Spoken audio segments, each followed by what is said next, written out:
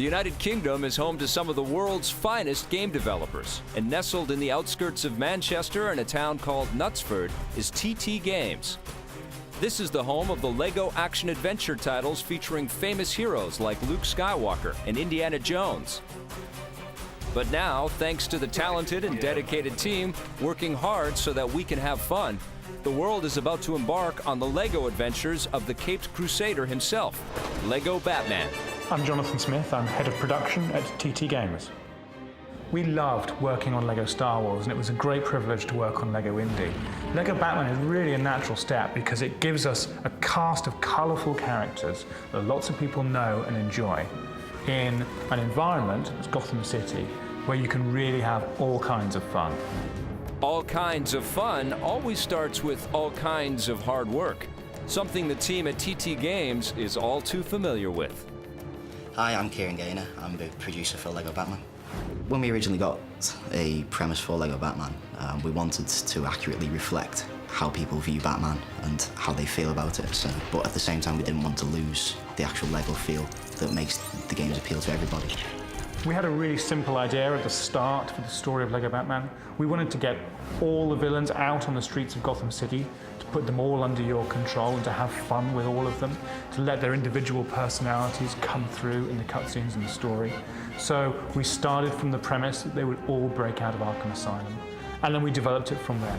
If you play through the hero version of the game, you're going to see it from Batman's point of view. You play through the villain, you're going to see the cutscenes run from the villain's point of view. The villains are such a big part of Batman. It just made sense to give people the ability to play through as the villains. You are the one breaking into the banks, and you are trying to cause all this destruction. Hi, my name's John Hodgkinson. I'm the lead programmer on all the LEGO games so far. Batman is a superhero, of course. Although the Star Wars characters have superpowers, they're not superheroes.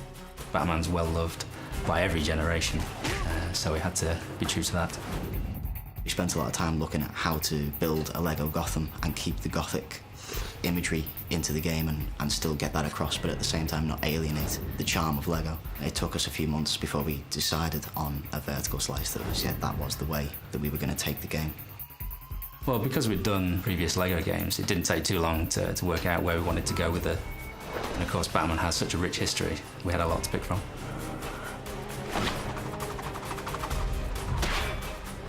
I'm Luke Ashmore. I'm the production assistant on LEGO Batman.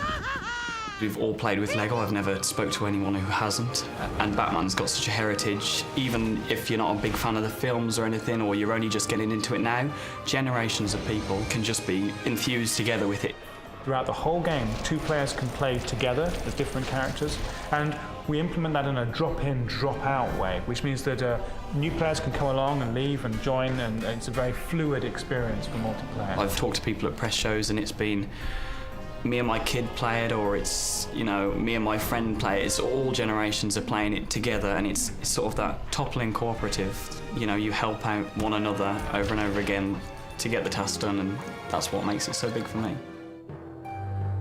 Meanwhile, as the release date draws near, the finishing touches are being applied to the most crucial elements in the game.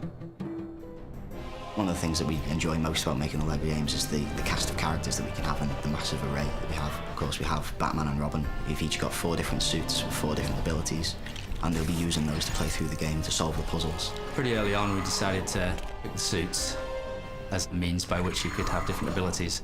Batman has got his glide suit, which means he can literally spread his wings, fly around the city. Robin has got his magnet suit, which means he can use his electromagnet boots to walk up, along, and even underneath metallic surfaces. Batman's got his bat bombs, his detonation suit. Robin's got the power to take over technology. These are really cool abilities that you'll get as you move through the levels. When we come to the villains, we were trying to pick out something that hallmarks each villain. So the Joker with his hand buzzer, it's legendary. We saw it in the original Batman film, we've seen it in the comics. He's always had a hand buzzer, so it was just natural to give him an electric hand buzzer. The Riddler is obsessed with puzzles and trying to outfox Batman. So the idea that he could mind control people and get them to do stuff for him just came quite naturally to him. And the Penguin, he uses explosive penguins. What we had before is With the previous games, you'd want to be like the title character, and you think of Batman. You've got so many characters that have been made, you know. Batman's come up against everyone, and they've all tried to get him in a different way, which is something that we've also put in. Every villain you've ever wished to play in Gotham City is there for you. Joker, Catwoman, Mr. Freeze, the Riddler, Two-Face, Clayface, Killer Croc, the Penguin, Scarecrow, they're all there. My favourite character is probably Scarecrow. He's got some great animations. I absolutely love Clayface. Although he can't be created through extra Lego, we've had a bit more of a push and made him to look like Clayface without, you know, having to compromise. Catwoman with her whip, being able to whip at the enemies. I was really surprised with how I took to like the Killer Croc and Bane.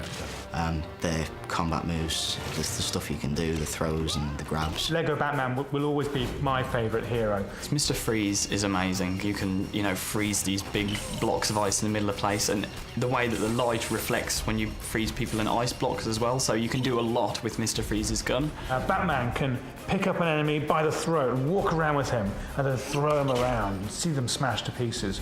My favourite character then is probably Alfred. Yeah, because, you know, his sort of English antics and his tea tray, which he does a lot of combat with, it's just funny to see the animations that we've added this time. Just hilarious. We've also got Nightwing, who was the original Robin. I also have a real soft spot, as many people do, for Commissioner Gordon. Yeah, they're completely different, every character. You could do it with one character, or you could do it with 2 characters, but why not do it with 40 characters? So it's just a case of giving people as much as we can give them in the time frames we set ourselves, and telling them to go and enjoy it. These guys in Gotham City, the good guys and the bad guys, when they go head-to-head, sparks really fly. We need intense fist combat and intense weapon fighting. They all have finishing moves, several ways to do these things. Something that's, of course, a signature ability for Batman is the use of the Batarang. The Batarang is a fantastic weapon that you can use to pick off lots of different enemies from a distance. You can use it to smash objects in the environment as well. But now, unlike the Lego games we've done in the past, this weapon is manually targetable. You can choose from a distance to run the Batarang in a sequence of attacks, which is really cool. Lego Batman is more action orientated, and there's also a lot more platforming. We do use height more than we have previously. It's more effective.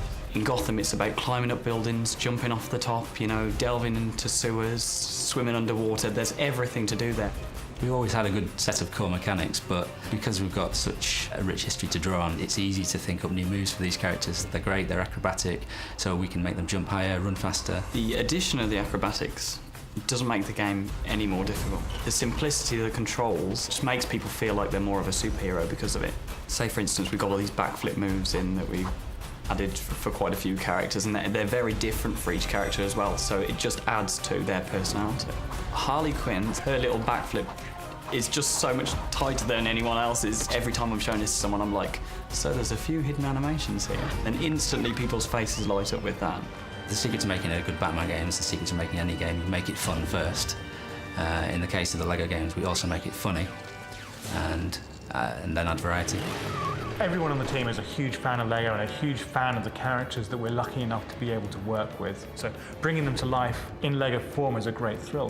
What really makes us smile, though, is when the character actors for our cutscenes bring the voices to these characters to really make them come alive.